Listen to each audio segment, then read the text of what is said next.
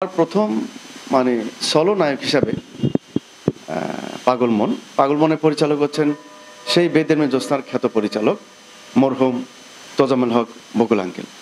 খুব ভালোবাসতেন আমাকে, খুব ভালোবাসতেন। তখন নিজের হাতে আমাকে ভাত খাইয়ে দিতেন, মানে এতটা ভালোবাসতেন। আর পাগল মন মানে খুব সুন্দর একটি রোমান্টিক মুভি, এটা আপনারাও জানেন। তো এই ছবিটা প্রথম নায়ক হিসাবে ক্যামেরার সামনে দাঁড়ানো, সলো নায়ক হিসাবে, একক নায়ক হিসাবে এটা। তো নায়িকা ছিলেন আমাদের মরহুম নায়িকা অন্তরা। হ্যাঁ, পাগল মন ছবিতেই বেশ আমাদের অনেক স্মৃতি, যে আমরা যখন একসঙ্গে খাওয়া দাওয়া করতাম তখন দেখতো ও যে আমাদের পরিচালক মরহুম তোজাম্মেল হক বকুল আঙ্কেল আমাকে খাইয়ে দিচ্ছে। তখন কিন্তু অন্তরা বোন ছিল, ওনার আম্মু ছিল, সবাই কিন্তু হাসাহাসি করতো যে কি এত বড় ছেলেকে সে একটা নায়ক, তাকে খাইয়ে দিচ্ছে। এটা কিন্তু আদর করে। আর বাসায় আমি খুব কম হাত দিয়ে খেতাম, আমার মাই আমাকে আদর করে খাইয়ে দিত আর কি।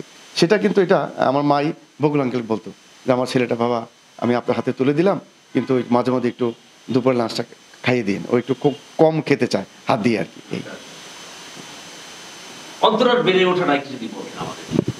বেড়ে ওঠাটা আমি খুব একটা জানি না, সে তো আমার সঙ্গে তিনটা ছবি পর্যন্ত আমরা যতটুকু জানি আর কি, যে খুব সিনসিয়ার ছিল, অভিনয় ব্যাপারটা খুব পারদর্শী ছিল, সংলাপ ব্যাপারটা খুব ভালো সংলাপ বলতে পারতো, সংলাপ ডেলিভারি দিতে পারতো।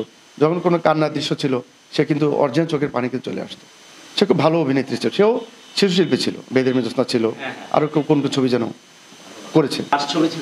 আমার অন্তরের সঙ্গে শেষ ছবি ছিল গরিবের অহংকার। পরিচালক ছিলেন আমাদের বাবুল রেজা ভাই, ওনার নিজস্ব ছবি, নিজস্ব টাকা লগ্নি করার ছবি, খুব ভালো ছবি। আর বাবুল রেজা ভাই এমনি ভাই খুব ভালো পরিচালক, একজন স্ক্রিপ্ট রাইটার, ভালো পরিচালক, ভালো প্রযোজক উনি। অন্তর সঙ্গে সেটা ভালো, অন্তর সঙ্গে তিনটা ছবি ভালো। এর মধ্যে বেশি ভালো গেল পাগল মন আর কি। পাগল মনটা ভালো। পাগল মন তো সবই তো মজার স্মৃতি।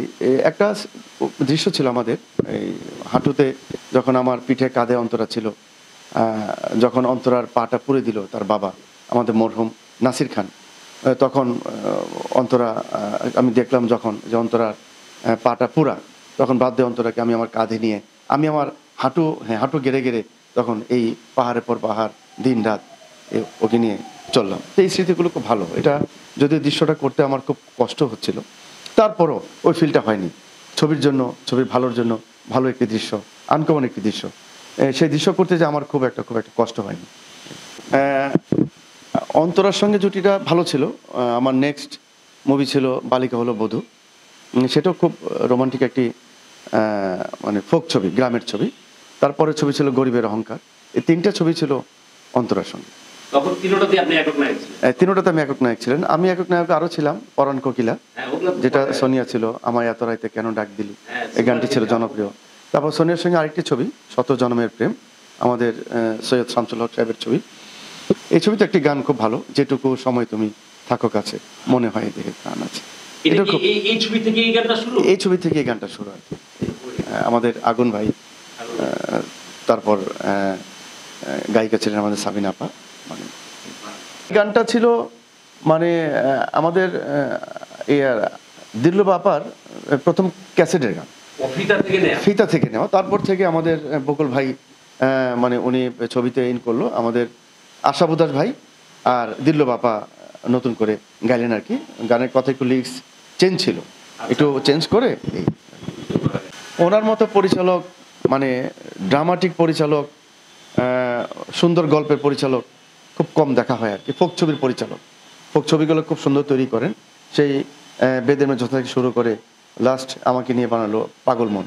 তো এরপরও অনেক ছবি বানালো, কিন্তু ওনার ছবিগুলো খুব খুব মজার ছবি হয়।